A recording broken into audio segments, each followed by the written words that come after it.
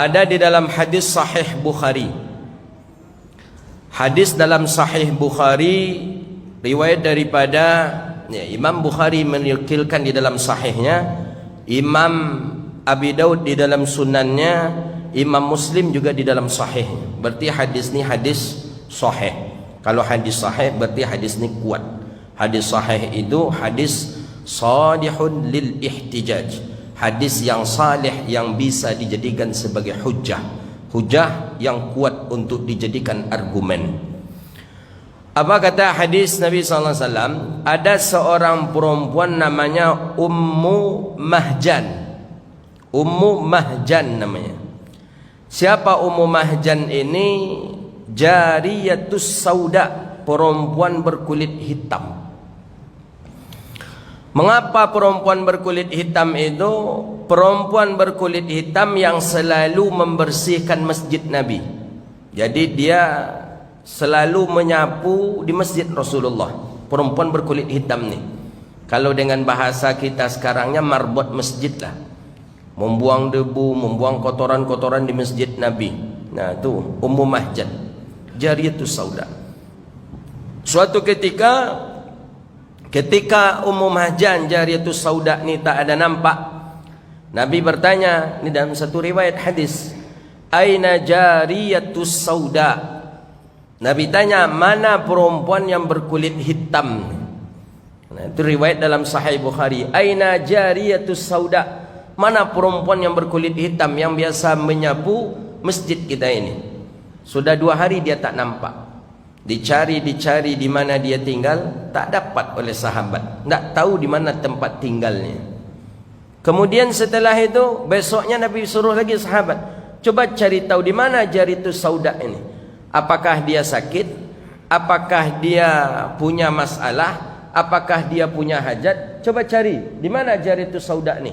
Dicari oleh sahabat, dapatlah info Jariyatus sauda, perempuan yang berkulit hitam itu wafat, meninggal dunia. Datang sahabat melapor ke Rasulullah, ya Rasulullah, Jariyatus sauda wafat, Jariyatus sauda meninggal dunia ya Rasulullah. Kapan? Ams, kemarin. Apa yang dilakukan Rasulullah? Aina qabruha, aina dufnuha, di mana perempuan itu dikuburkan? Di mana perempuan yang berkulit hitam itu dikuburkan, kata Rasulullah. Waqala, bawa aku, kata Nabi SAW, ke kuburan perempuan itu. Fasalla alaiha, kemudian Nabi salat di atas kuburnya perempuan yang berkulit hitam itu. Hadis sampai di sana saja. 5 hikmah fawaid dari hadis itu. 1, hadis itu sebagai dalil boleh menamakan seseorang dengan nama yang syuhrah. Syuhrah ini lebih dekat kepada pengenalnya syariat. Maka Nabi SAW, aina Jariyatus sauda, mana perempuan yang berkulit hitam, kata Rasulullah sallallahu alaihi wasallam. Orang tertuju perempuan yang berkulit hitam yang selalu membersihkan rumah Nabi, itulah dia Sayyidatuna Ummu Mahjan radhiyallahu taala anha. Kemudian yang kedua, hadis ini mengajarkan kepada kita bahwa siapa saja di antara kita hendaknya memiliki saham untuk akhirat. Makanya Jariyatus sauda ni dia terfikir, dia orang miskin, sedekah tak banyak. Dia seorang perempuan, untuk ikut perang tak dapat. Tapi tak mungkin dia tidak dicatat dalam sejarah. Tak mungkin dia melihat dan menonton saja. Dia harus punya andil. Dia tak punya harta, tak bisa dia wakafkan hartanya. Dia bukan pula laki-laki, tak bisa ikut perang. Akhirnya diambil kesempatan apa? Membersihkan masjid setiap hari. Itu bagian daripada fi sabilillah.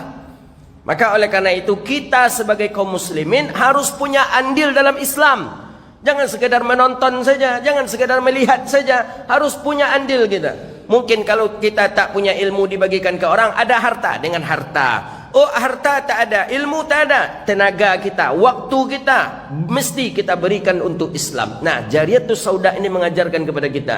Beliau orang fakir, tak bisa berwakaf, tak bisa berinfak. Beliau pun bukan orang alim sehingga tidak bisa mengajarkan orang. Beliau juga bukan orang yang kuat sehingga tak bisa jihad fisabilillah. Tapi beliau punya cara. Setiap hari datang ke masjid Nabi, dibersihkan masjid Nabi SAW. Itu bagian daripada jihad fisabilillah. Maka kita hari ini introspeksi diri kita. Apa yang sudah kita juangkan untuk Islam? Harta belum. Tengok, ilmu ada, berikan ilmu. Ternyata ilmu tak ada.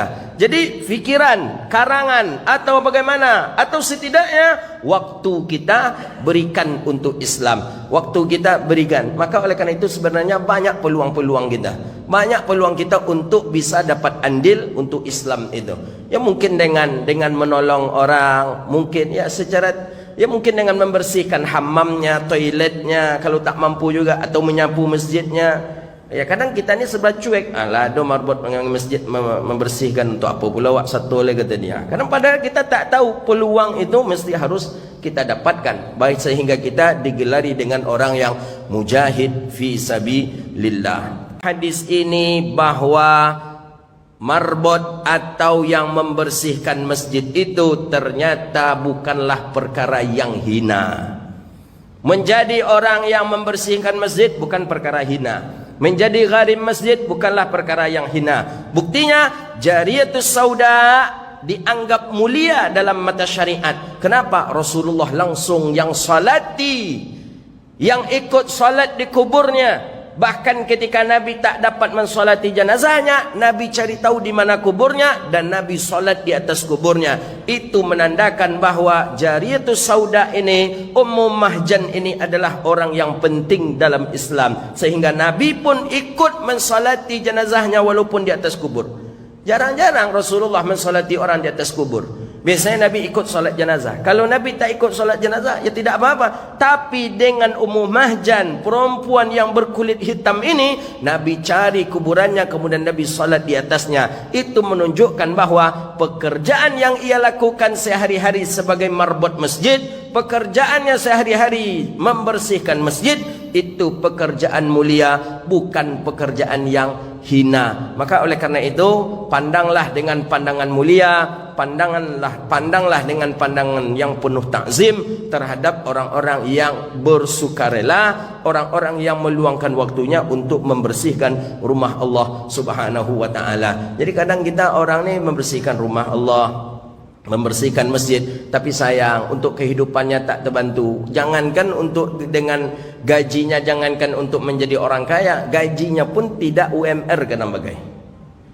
Ya, kita jelas saja masjid-masjid pemerintah apalagi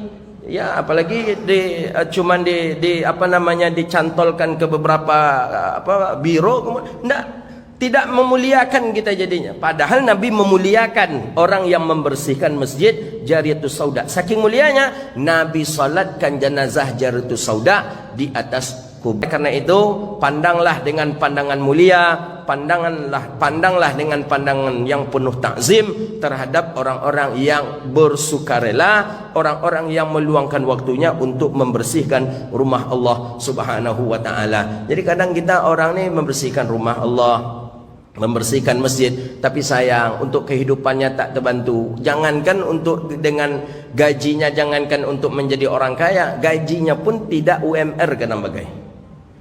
Ya, kita jelas saja masjid-masjid pemerintah apalagi cuman dicantolkan ke beberapa biro, tidak memuliakan kita jadinya. Padahal Nabi memuliakan orang yang membersihkan masjid Jariyatus Sauda. Saking mulianya Nabi salatkan jenazah Jariyatus Sauda di atas kuburnya. Nah, maka oleh karena itu, inilah hadis kita pada malam yang mulia ini. Hadis ini sahih di dalam Sahih Bukhari, dalam Sahih Muslim, dalam Sunan Abi Daud, bahwa perempuan yang berkulit hitam itu namanya Ummu Mahjan. Dia telah berkhidmat membersihkan masjid Nabi, menyapu masjid Nabi sampai dia wafat, disalatkan oleh Nabi di atas kuburnya. Mudah-mudahan kita punya waktu, punya tenaga, punya pikiran untuk Islam, mudah-mudahan kita punya andil pula terhadap Islam untuk saham kita, untuk akhirat kita. Aqulu qawli hadza astaghfirullah li wa lakum. Subhanakallahumma wa bihamdika asyhadu an la ilaha illa anta astaghfiruka wa natubu ilaih. Wa sallallahu ala sayidina Muhammadin wa ala alihi wa sahbihi ajma'in. Wassalamu alaikum warahmatullahi wabarakatuh.